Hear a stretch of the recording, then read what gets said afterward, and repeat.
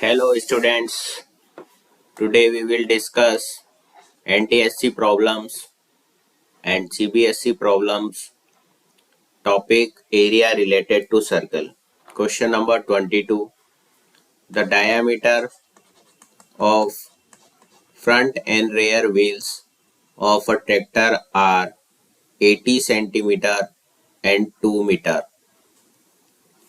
तो यहाँ क्या गिवन है, सबसे पहले वो आप लिख लें कि diameter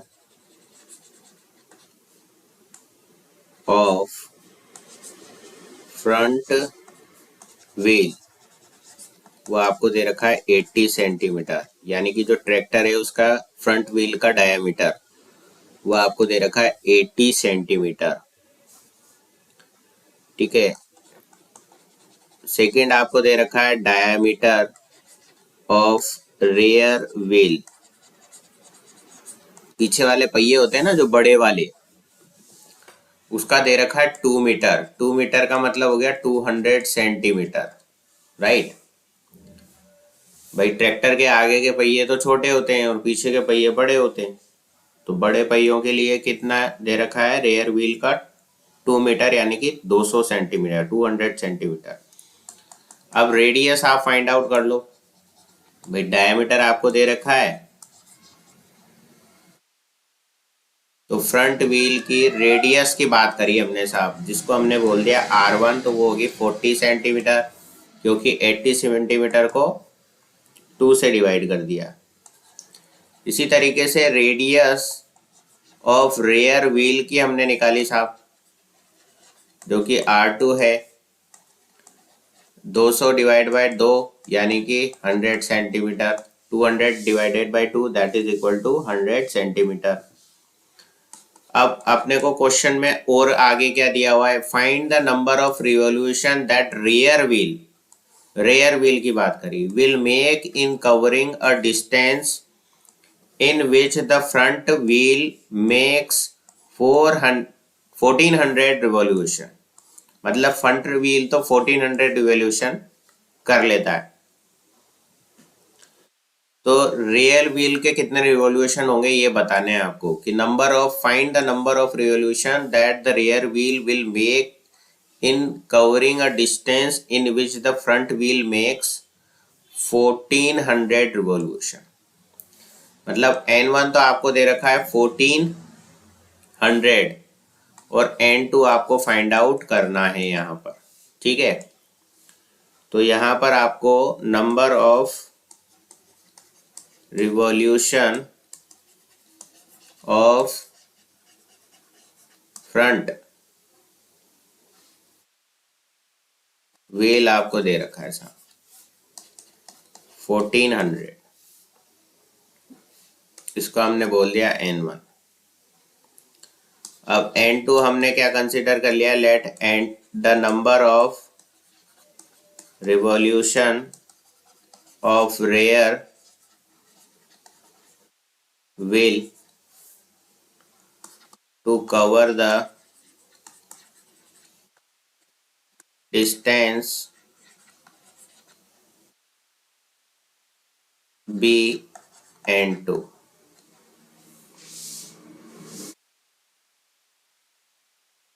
So distance covered by front wheel is equal to distance covered by rear wheel। ठीक है, सो ये हो जाएगा 2 pi R1 into N1 is equal to 2 pi R2 into N2। 2 pi से तो 2 पाई कैंसिल हो गया। ठीक है,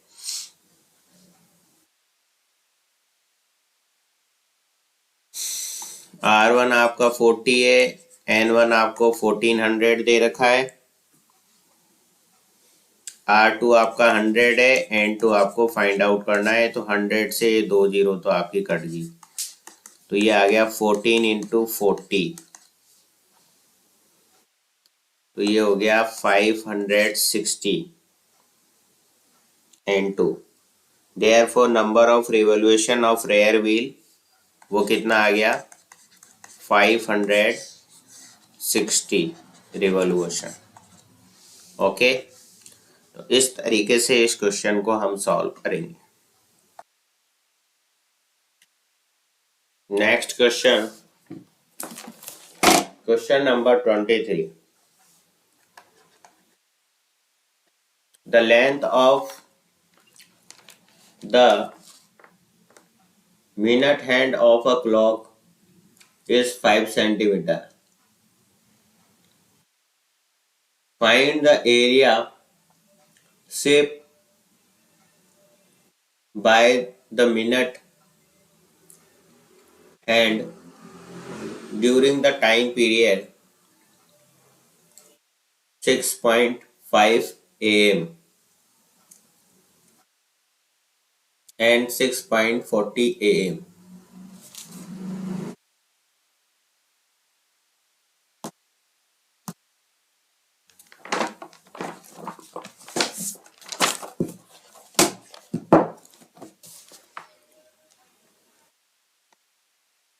Angle made by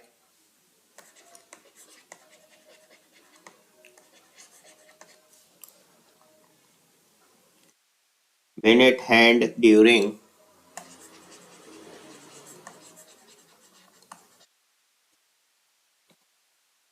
the time period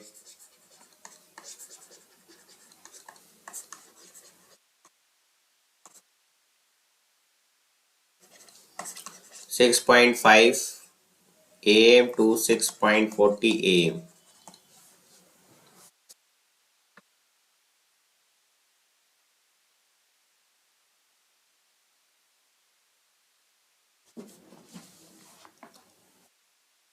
That is equal to 35 into 6 degree 210 degree, because 1 minute is equal to 6 degree. तो यहाँ पर ये कितने मिनट हो गए 35 मिनट हो गए। 640 में से 65 हम सब्सट्रैक्ट करेंगे तो क्या आएगा 35 मिनट आ जाएंगे, और 1 मिनट में 6 डिग्री घूमता है, तो 35 इंटू 6 डिग्री करोगे तो 210 डिग्री आ जाएगा। ये तो आ गई आपके पास थीटा की वैल्यू 210 डिग्री। ठीक है, फिर आपसे पूछा है area swept by the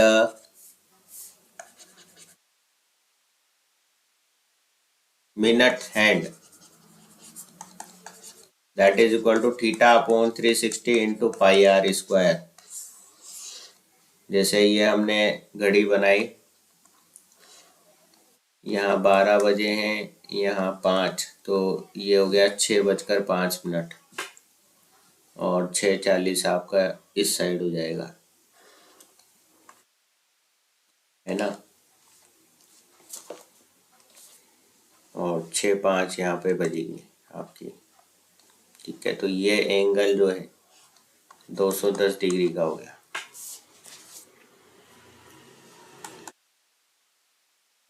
210 upon 360, 210 upon 360, 22 upon 7, 5 into 5। ठीक है,